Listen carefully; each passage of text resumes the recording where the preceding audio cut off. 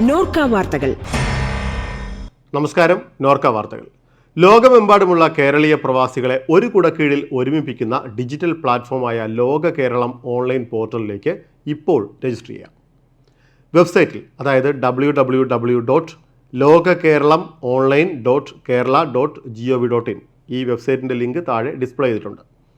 ഈ വെബ്സൈറ്റിൽ ലളിതമായ 5 സ്റ്റെപ്പുകളിലായി രജിസ്ട്രേഷൻ നടപടികൾ പൂർത്തിയാക്കാം. ഇതിനുശേഷം ഡിജിറ്റൽ ID കാർഡും ലഭിക്കും.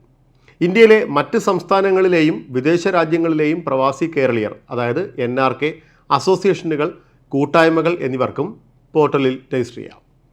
രജിസ്റ്റർ ചെയ്യുന്നവരുടെ സ്വകാര്യത ഉറപ്പാക്കുന്നതിനൊപ്പം വിവരങ്ങൾ പൂർണ്ണമായും സുരക്ഷിതമായിരിക്കുമെന്ന് നോർക്ക റൂട്ട് CEO അജിത് കൊളശ്ശേരി അറിയിച്ചിട്ടുണ്ട്.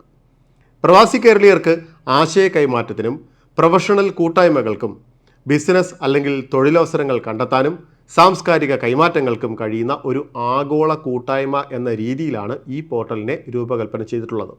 ലോകത്തെമ്പാടുമുള്ള പ്രവാസി കേരളീയരുടെ തത്സമയ വിവര ശേഖരണത്തിനും പ്ലാറ്റ്ഫോം സഹായകരമാകും. കേരള ഡിജിറ്റൽ യൂണിവേഴ്സിറ്റിയുടെ സഹകരണത്തോടെയാണ് പോർട്ടൽ യാഥാർത്ഥ്യമായത്. അപ്പോൾ ഈ അവസരം എല്ലാ പ്രവാസി സുഹൃത്തുക്കളും പ്രയോജനപ്പെടുത്തുക. നോർക്ക വാർത്തകൾ സമാപിക്കുന്നു. നമസ്കാരം.